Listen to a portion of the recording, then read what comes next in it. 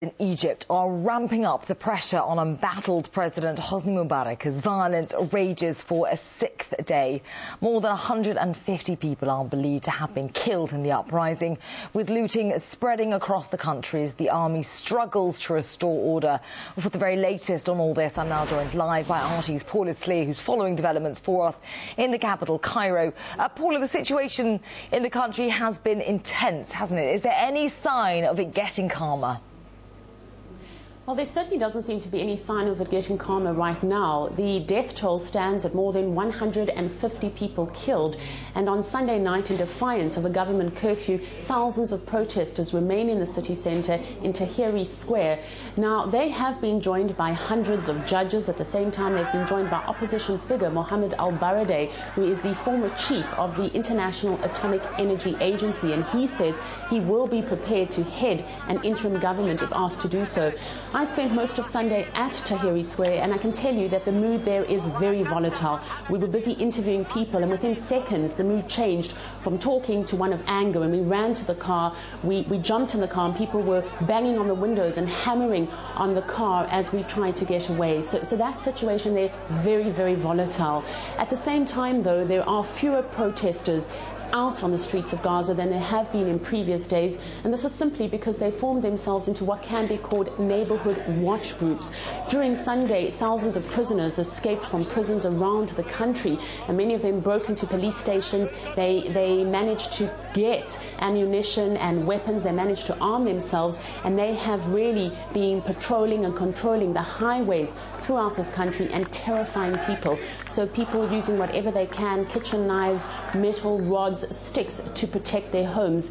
And we've heard reports that some of those prisoners have made their way back to Gaza, where they have received a hero's welcome.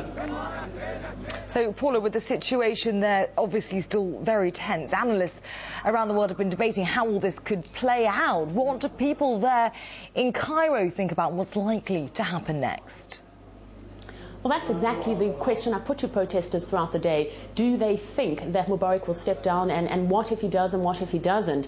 And without fail, no one is prepared to entertain the fact that there will be an Egypt with Mubarak. The protesters simply saying that they will not move until he steps down. But that doesn't seem to be likely, certainly not anytime soon. The latest word we have is that his army has moved into Sharm el-Sheikh. Foreign nationals have been urged to leave the country. The American embassy is saying that from Monday morning it will be chartering flights out of here. The Turkish government has sent a Turkish plane to airlift Turkish citizens from here, and the new Vice President Omar Suleiman has been meeting throughout the day Sunday with defense officials to try and deal with the situation. Now, the international community, particularly European countries as well as the United States, have urged Mubarak to show restraint and to implement some kind of reforms. We've seen demonstrations throughout the world. In those demonstrations, and both here in Cairo, there's been a lot of anger directed at the United States, who of course has propped up Mubarak, and this is supported by WikiLeaks documents, a cable going back to 2007.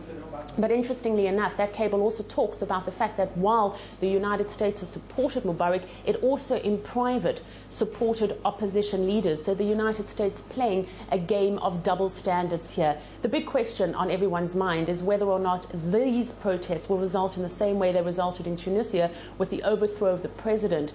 But it is still too soon to say whether Mubarak himself will go. OK, Paula, many thanks for keeping us updated. RT's Paula Sleer there talking to us from the Egyptian capital, Cairo.